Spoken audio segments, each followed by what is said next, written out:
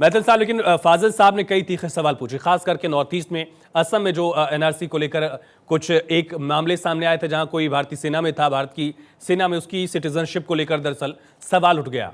ऐसे कंफ्यूजन ना हो, इसको लेकर जो सवाल उठाए गए फाजिल साहब की तरफ से। देखिए सूर्यवंशी जी, यही तो कारण है कि CAA जो एक दोबारा से एक बिल लाया गया, उसको पारित कराया गया और उसको अब एग्जीक्यूट कराया जा रहा है। और मेरे भाई फाजिल अहमद जी को मैं कई डिबेट्स में समझा चुका हूं, शायद इनके पास शॉर्ट टर्म मेमोरी लॉस है। अपनी बात रखिए। नहीं, उसका कारण ये है ना कि पिछली बार भी इन्होंने एक डिबेट में ये पूछा था कि 400 लोगों को नागरिकता दी थी, तो मैंने इनको फिर बताया था और आज फिर बता रहा हूं, लिख लो कहीं पर, मिट ना जाए, कि भैया वो जो 400 लोग थे वो पहले जब उन्होंने अप्लाई कर रखा था नागरिकता का, ये उनको उस समय की नागरिकता दी गई थी।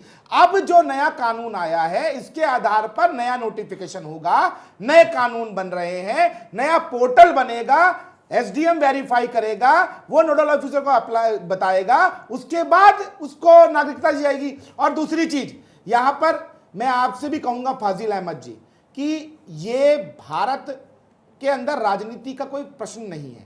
आप वहां पर जो शाहीन बाग का जो विषय है ना, उसको आप जस्टिफाई कर रहे हैं, यह बहुत दुर्भाग्यपूर्ण है, क्योंकि जिस बिल का कोई लेना देना नहीं है भारतीय नागरिकों से, चाहे वह हिंदू है, मुस्लिम है, सिख है, ईसाई है, आप अपनी राजनीतिक रोटियां सेकने के लिए यदि उस कानून का भ्रामक प्रचार करेंगे तो आप एक अपराध कर रहे हैं। आपको मैं खुद पर्सनली बिल की कॉपी भेज दूंगा, इंग्लिश नहीं आती तो हिंदी में पढ़वा दूंगा, हिंदी नहीं आती तो उर्दू में अनुवाद करवा दूंगा, लेकिन पढ़ लीजिएगा सारे पॉइंट्स को, उसके बाद किसी डिबेट में बोलिए। फाजिल साहब, बहुत छोटा सा आपका काउंटर रिएक्शन इस पर, उसके बाद मैं चंद्रमोहन जी के पास जाऊंगा। हाँ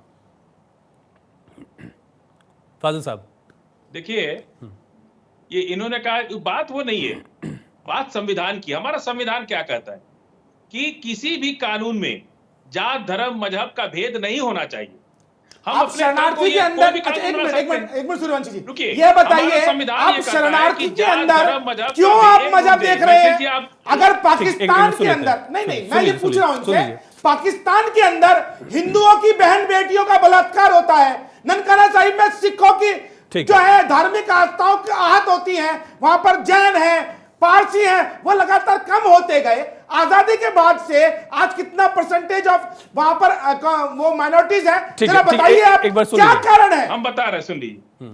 देखिए, हम भारत में रहते हैं, हम भारत के संविधान से चलते हैं और भारत के संविधान को आत्मसात करते हैं। हमें पाकिस्तान से कोई लेने ना देना। आप सरकार में है, आप यूएनओ में जाके ये बात उठाइए, आपकी ड्यूटी बनती है। हम क्यों उठाएंगे नहीं यूएनओ में? हम तो जो वहां प्रताड़ित है धार्मिक आधार पर, उनको यहाँ बुलाएंगे और यहाँ पर उनको अच्छी जिंदगी देंगे, वो हमारे भाई है। लेकिन हम भारत के अंदर नहीं, धार्मिक आधार पर मंदिरों को तोड़ देंगे, गुरुद्वारों को तोड़ देंगे, चर्चों को तोड़ देंगे और उसके बाद कहेंगे वहां के मुसलमानों को भी यहाँ ले लो। भैया क्यों ले ले? उनके पास में वहां पर बहुसंख्यक है, वो यहाँ पर वो अल्पसंख्यक नहीं, यहाँ पर अल्पसंख्यक है। आप यहाँ बैठकर इतनी बातें टीवी पे बोल लेते हैं, ये भारत के संविधान की खूबसूरती है। लेकिन पाकिस्तान में, बांग्लादेश में क्या हालात है हिंदुओं के? हमने वो मंदिर भी देखा था जब US आर्मी अफगानिस्तान छोड़ के गई थी, तो वहां पर किस प्रकार से हमारे गुरु ग्रंथ साहिब जी को कितनी मुश्किल से लेके आए थे, और भारतीय जनता पार्टी की नरेंद्र मोदी सरकार के एक मंत्री ने वहां पर गुरु जो साहिब है उनको सर पे रखकर एयरपोर्ट से यहां लेके आए। तो ये हमारी खूबसूरती है। ठीक है फाजिल साहब, बहुत छोटा सिलेक्शन दीजिए जल्दी से। देखिए, अगर पाकिस्तान, बांग्लादेश में स्वजाति इनके हिंदू भाई के ऊपर अत्याचार हो रहा है, तो सरकार की ड्यूटी बनती है यूएनओ में बात उठाए, उनका निश्चित कोई हल ढूंढे और सीए कानून ला दिया। 1 लाख घर बना देना चाहिए था पहले आपको। जो लोग आएंगे रहेंगे, आप सड़क पर रखेंगे उनको? जो आ गए हैं, जो रोहिंग्या, एक मिनट, जो रोहिंग्या बांग्लादेशियों को आप लोग अपना भाई बनाकर चंद्रमोहन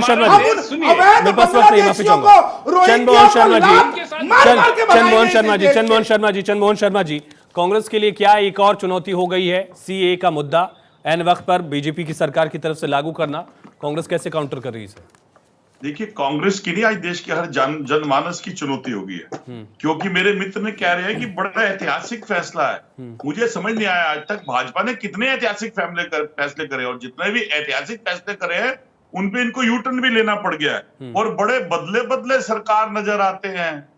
4 साल 9 महीने के अंदर ये तो अधिनियम 2019 में लागू हो गया था, इसे पारित कर दिया गया था। नहीं, लागू नहीं हुआ था, पारित हुआ था, दोबारा लागू करना पड़ रहा है, नोटिफाई नहीं हुआ था। और इतनी जल्दी करना पड़ रहा है कि इलेक्शन के टाइम पर, क्योंकि इलेक्टोरल बॉन्ड पे जो जवाब तुमसे सुप्रीम कोर्ट ने मांगा है वो तो आपके पास जवाब देने को है नहीं, और उसके जवाब के लिए आप चाहते क्या है? यही कि अगर एक देश का नागरिक इस पे प्रेशर करे और आप हिंदू मुस्लिम की ध्रुवीकरण की बात करें, ना कि मुद्दों की बात करें। आपकी आवाज ठीक है। अश्विनी जी, नियम कायदे आमतौर पर क्या थे? अभी तक क्या नियम कायदे थे? और इसमें जो अमेंडमेंट हुआ था, जो संशोधन हुआ था, उसमें बदलाव क्या आए थे? अश्विनी सर, देखिए, जो सिटीजनशिप एक्ट 1955 है, उसके तहत नागरिकता प्राप्त करने के 5 तरीके हैं। जन्म से, वंश द्वारा, माने जिनमें से किसी का मदर फादर भारतीय हो और बच्चे का जन्म भारत से बाहर हुआ। पंजीकरण, जिसमें 11 साल की समय सीमा रखी गई थी। प्राकृतिकरण, सामान्यतः 11-12 वर्षों तक भारत में कोई रह रहा है तो उसको मिल जाएगा। और क्षेत्र का अधिग्रहण, जैसे सिक्किम वाले जगह। तो ये सिटीजनशिप एक्ट के बेसिक प्रारूप है, यानी कोई भी व्यक्ति अभी भी किसी भी रिलीजन का हो, भारत में इन क्राइटेरिया को फुलफिल करते हुए नागरिकता ले सकता है। अब 2019 में जो संशोधन आया, उसमें 3 देशों को मूल रूप से शामिल करके एक शब्द जोड़ा गया, रिलीजियसली परसिक्यूटेड माइनॉरिटीज। यानी इन 3 देशों में जो माइनॉरिटीज हैं, चाहे वो क्रिश्चियन भाई हो, चाहे वो सिख भाई हो, चाहे वो जैन भाई हो, चाहे वो हिंदू भाई हो, चाहे बौद्ध भाई हो, क्योंकि जहां पर अगर मान लीजिए भारत अगर सपोज 1 मिनट के लिए हिंदू राष्ट्र होता, तो यहाँ दूसरे जो लोग होते हैं वो रिलीजियसली परसिक्यूटेड की बात हम कहते, ये कह सकते। उसी तरह से वहां पर इन 3 राज्यों का अगर हम सब्जेक्ट मैटर देखेंगे, संविधान देखेंगे, ये तीनों इस्लामिक राष्ट्र हैं। तो वहां जो रिलीजियसली परसिक्यूटेड माइनॉरिटी होंगी वो अदर देन उस फेथ के मानने वाले लोग होंगे। अब इसके बाद 2014 से पहले कट ऑफ डेट कर दिया, जो लोग अवैध रूप से भी आ गए उनको जो है नागरिकता देने का इन्होंने बना दिया कि नोडल ऑफिसर बनाएंगे, उनके सामने जाएंगे। पाकिस्तान में, अफगानिस्तान में सिखों के साथ क्या हुआ, इसकी नजीर हम लोगों के सामने है। एक सिख होने के नाते संतोष है मन में?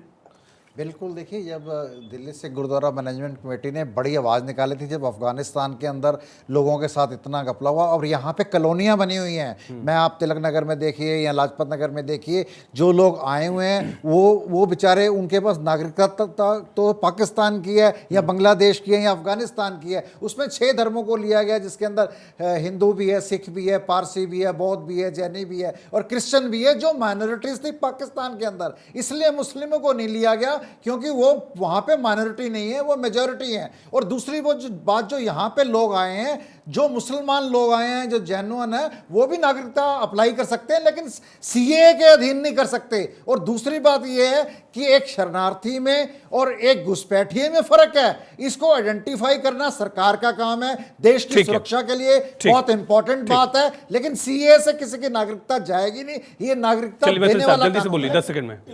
देखिए, अभी इन्होंने इलेक्टोरल बॉन्ड पे जो है कमेंट किया नेताजी ने हमारे, तो मैं इनको इतना बता देना चाहता हूं कि जिसने खरीदा उसका डेटा, जिसको दिया उसका डेटा, सब कुछ है। लेकिन केवल और केवल परेशानी ये थी डिकोड की, क्योंकि जिन्होंने परचेज किया और जहां दिया वो दोनों अलग अलग सेगमेंट हैं। उसलिए एसबीआई ने बोला है कोर्ट में, अलग अलग और कुछ नहीं है भैया मेरे, 15 तारीख को जनता के सामने होगा कि आखिर किसने कितना चंदा किसको दिया।